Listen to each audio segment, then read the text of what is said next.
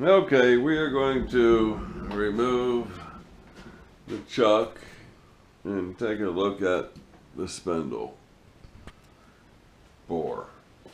Now, this was a prototype chuck key I made for the 4-jaw chuck when I first got it. It's aluminum, and all I had to do is a little bit of shaping through here to make this work on the cam locks. So, there's one. I'll get this in neutral and make things look easier.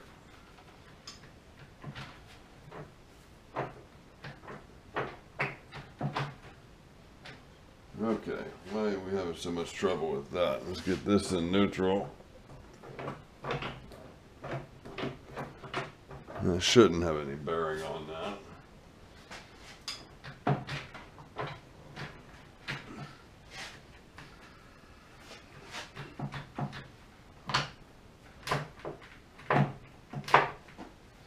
Okay.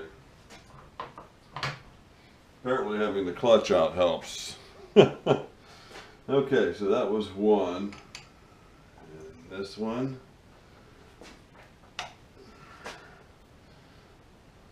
Two. I need to check some different positions on this because I got it right now. It's running out about 3/1000ths of an inch, and I'm sure I could try it in some different positions and probably improve that. Most all of these lugs, you screw them in all the way and then back them up 2 turns. This is the last one. Back them up 2 turns, back them out 2 turns, and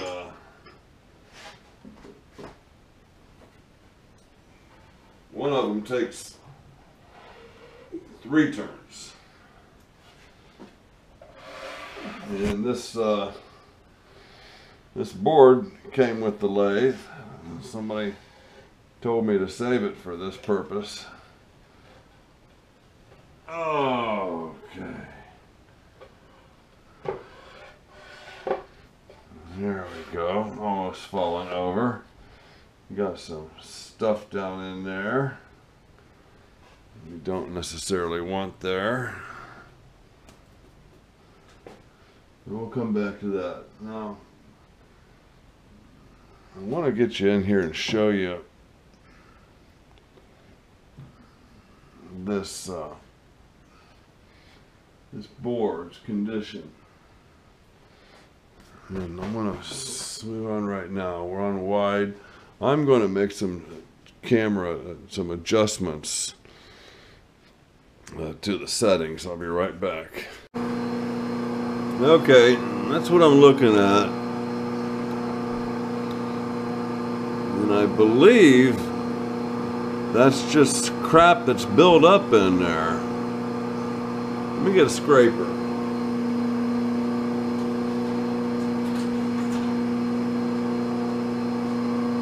This is actually, I think this is an actual scraper, but a very small one.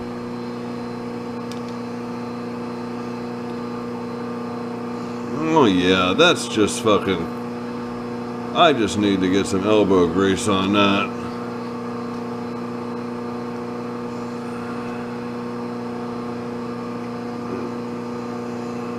I do like the idea of being able to use this taper. Now, I don't know if this is what taper this is. There's some kind of... Oh... It's a different taper, one you don't hear of every day. I got paperwork, I could go get it and tell you what it's called. You probably know what it is.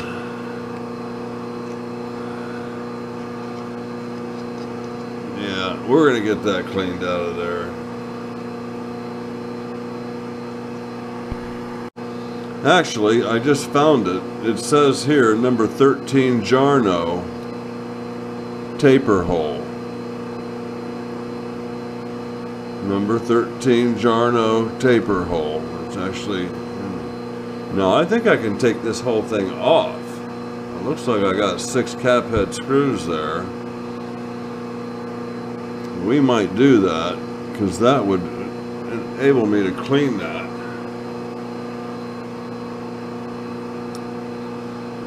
I guess as long as I'm careful to get it back in the same position it came off of, it wouldn't do any harm.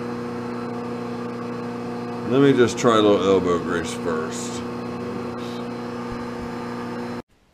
Been working on this, what's it called again? It's written on here. It's Jarno, number 13 Jarno tapered hole. Been working on it. There's a little light in there.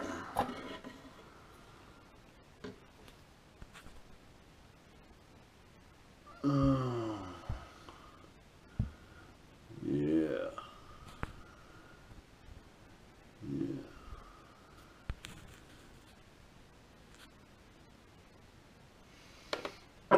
Yeah, that's pretty frickin' clean.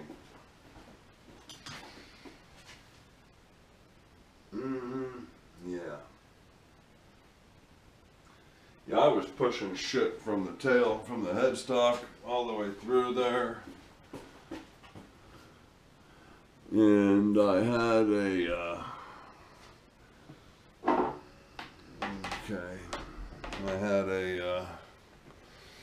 aluminum stick with the sandpaper deal there.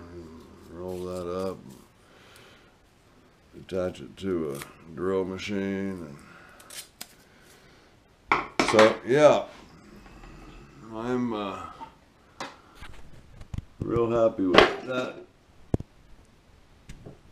Real happy with that outcome. Now, is there any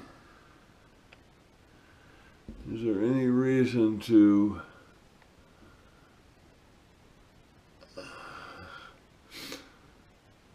have it that clean? Are there Jarno 13 live centers, for instance, or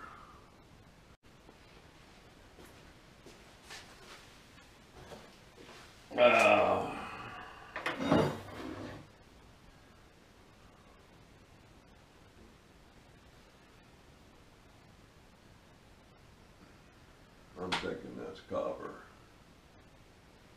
Gotta be copper. I was hoping it would be bronze. I got the chuck back on, and this is the third position I've had it in. The last time I was about 3 or 5 thousandths out.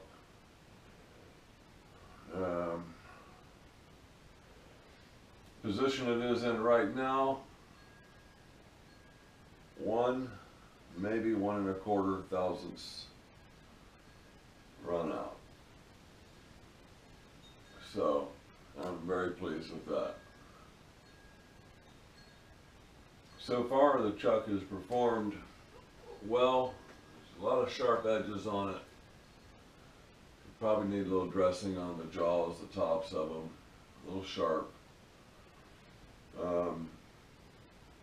Had them expanded or extended out quite a bit the last couple sessions, and cranking it in, it got a little tight.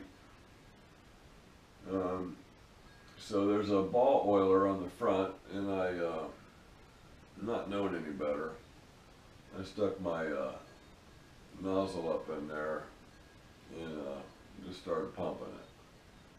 And what I do with these up here is I push it down with the oiler nose and give it a little squirt, let it run in, give it a little squirt, let it run down.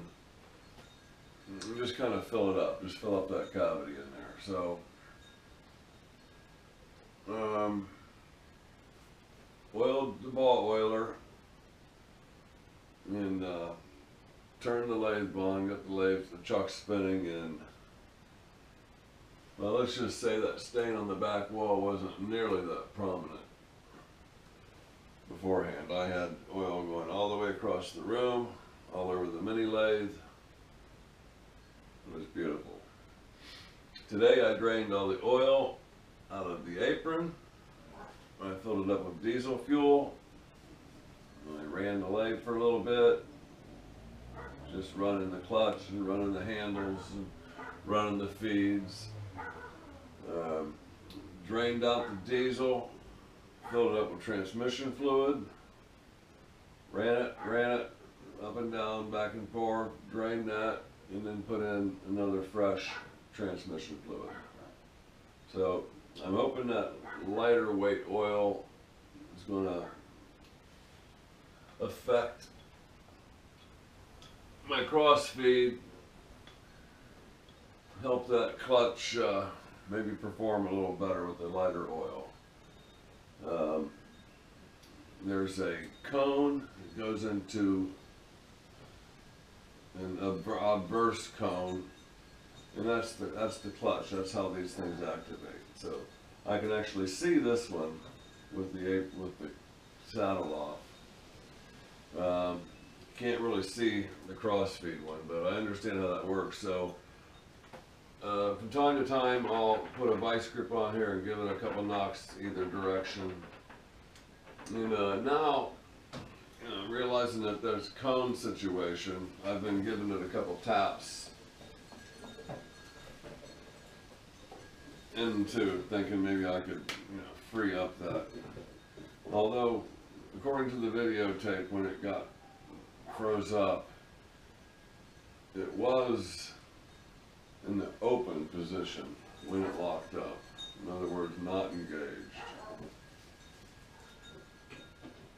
So to get it, I'm going to want to go clockwise to get it moving again.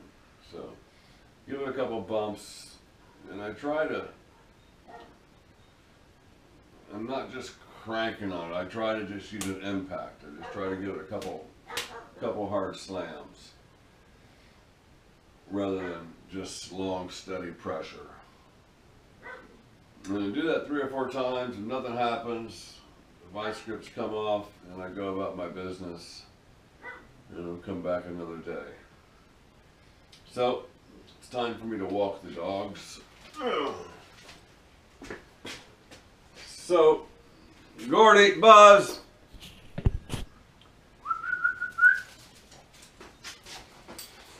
Okay, here we go. Over here. Hey, Buzz.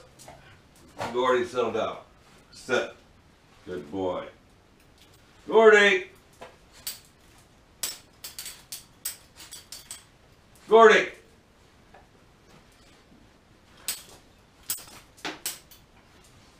Huh. Come here, Gordy. Or, man, Buzz. Hey, Buzz, come here. How you doing, Gordy? You gonna take a shower tonight? Come on, Buzz. How you doing, buddy, huh?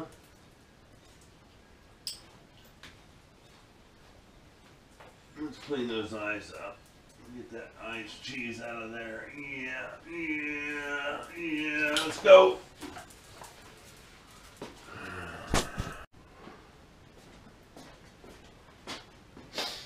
Okay, I'm back from walking the dogs.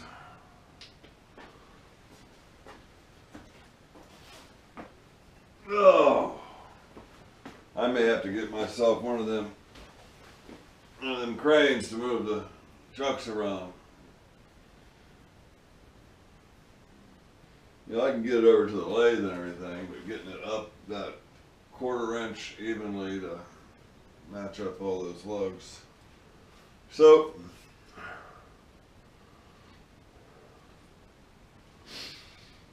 these are the results of my questionable alignment test.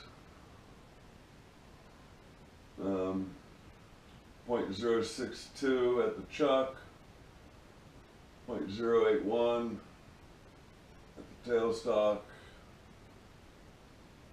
So it's 19 thousandths over 6 inches.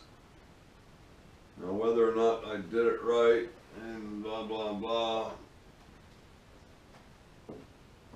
that baby's hefty.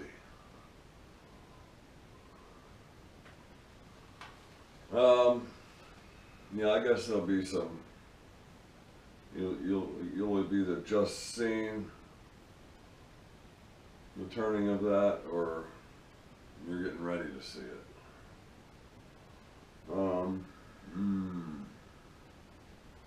Kind of got my sleep thing turned around. Slept about 18 hours yesterday. Got up at 6 in the morning, and it is 12 at night now, 12:20. So I'll go to bed in the next hour or so, and probably get up at 6 or 7, 8 o'clock, and try to do the daytime thing, the normal people hours. Then my wife goes back to cat sitting in a couple of weeks, maybe in a week, and she could be gone for a month or so. And all bets are off then. Back to no sleep, Pratt Whitney, 18 hours a day. Okay, please like and share and hit the bell and grow the channel.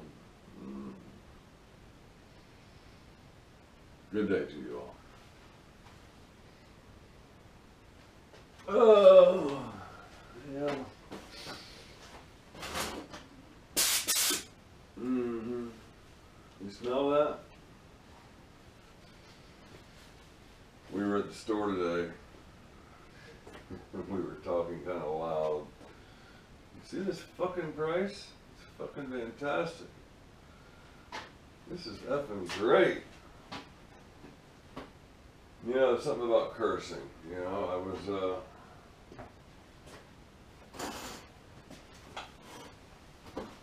I had a transmission man who was Christian, born again Christian. No.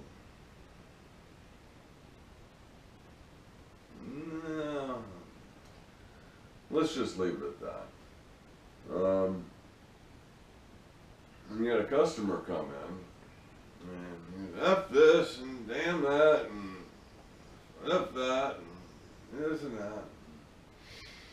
And they did their business, and, you know, and I was like, you know, what about that, you know? He says, well, you know, he says, that's just his language. You know, it's like some people speak French, you know, he speaks cursive. And kind of gave me a little insight, I guess. Those are just the words that man knows to communicate. And he communicated very well, eloquently, I would say. F and A. Yeah, I thought that was worth sitting down again. And then,